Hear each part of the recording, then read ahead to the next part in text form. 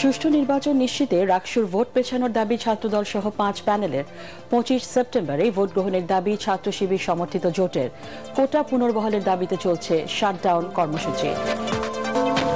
Vote গ্রহণের 13 দিন পর ডাকসু নির্বাচন নিয়ে অনিয়মের অভিযোগ তুলল ছাত্রদল।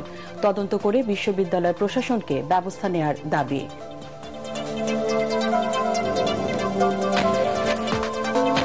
জাতীয় নির্বাচনে বিএনপিকে ঠেকাতে একটি ইসলামী দলের সমর্থকদের প্রশাসনের গুরুত্বপূর্ণ পদে বসানোর অভিযোগ বিএনপির। সংখ্যানুপাতিক পদ্ধতির নামে নির্বাচন বিলম্বের ষড়যন্ত্র।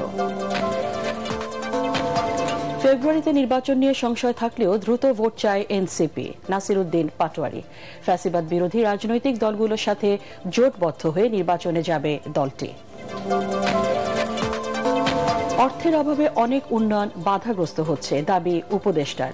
বিনিয়োগের জন্য ব্যাংক নির্ভরতা কমিয়ে শক্তিশালী বন্ড মার্কেট গড়ে তোলার তাগিদ।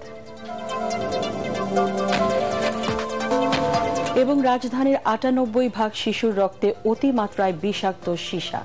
বাধাগ্রস্ত হচ্ছে শারীরিক মানসিক বিকাশ। আইসিডিডিআরবির গবেষণা প্রতিবেদন।